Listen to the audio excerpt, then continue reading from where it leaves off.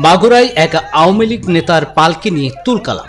নববর্ষের শোভাযাত্রায় প্রদর্শনের জন্য বানিয়েছিলেন পালকিটি, তাতে লিখেছিলেন নিজের নাম ধামক।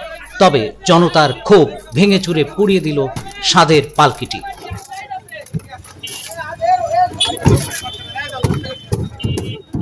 14 এপ্রিল পয়লা বৈশাখে মাগুরার মোহাম্মদপুর উপজেলা সদরে এই ঘটনা দেখা যায়। ভিডিওর শেষ অংশে জানতে পারবেন কারা কি কারণে পালকিটি ছাই করে দিলেন, কে এই পালকির মালিক। দেখতে থাকুন।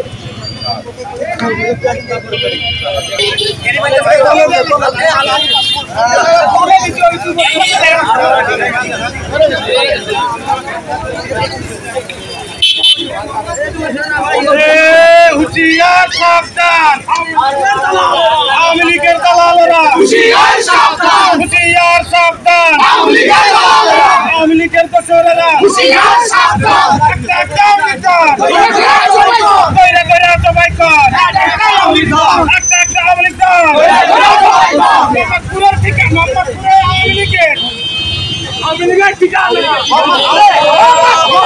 হবে না।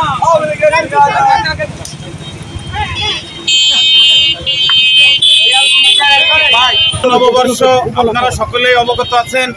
বাংলা নববর্ষের প্রথম দিন আজকের এই দিনে আমরা মোহাম্মদপুর স্ট্যান্ডে দাঁড়িয়ে থাকা অবস্থায় দেখতে পাই স্বৈরাচারের দোসর সুমন আহাদ হত্যা মামলার আসামি, বালিদিয়া ইউনিয়ন পরিষদের চেয়ারম্যান খুনি মফিজ, যার নামে এর আগেও আওয়ামী লীগের আমলে একাধিক হত্যা, ধর্ষণ সহ নানান ধরনের মামলা আছে এবং বিএনপি জামাতের অসংখ্য লোকজনে তার অত্যাচারে নিহত হয়েছে, বাড়ি ছেড়েছে, এরকম অনেক নজির আছে।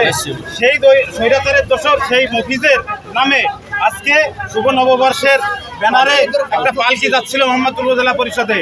আমরা মোহাম্মদপুরের ছাত্র জনতা, ছাত্রদল, ছাত্র বৈষম্য, ছাত্র শিবির আমরা সকলে মিলে সেটাকে ঠেকিয়ে সেটাকে আমরা মোহাম্মদপুর স্ট্যান্ডে সেটাকে পুড়িয়ে নিঃশেষ করে দেই এবং আমরা এর মাধ্যমে তাদেরকে জানিয়ে দিতে চাই যে আপনারা যদি এইভাবে প্রশাসনের সাথে লিয়াজু মেইনটেইন করে এই ধরনের পালকি পাঠিয়ে আপনারা যদি পালকিতে চড়ে মোহাম্মদপুর উপজেলা পরিষদে অবস্থান করতে চান, সেটা আপনারা ভুল ভাবছেন। এই স্বপ্ন কোনোদিনও বাস্তবায়ন হবে না, হবে না।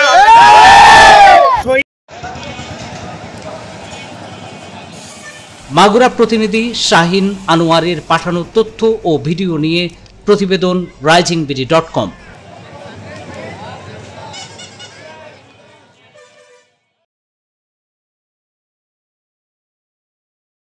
ওয়ালটন আবারও মিলিনিয়ার অফারে ওয়ালটন ফ্রিজ কিনে আপনিও হয়ে যেতে পারেন মিলিয়নিয়ার।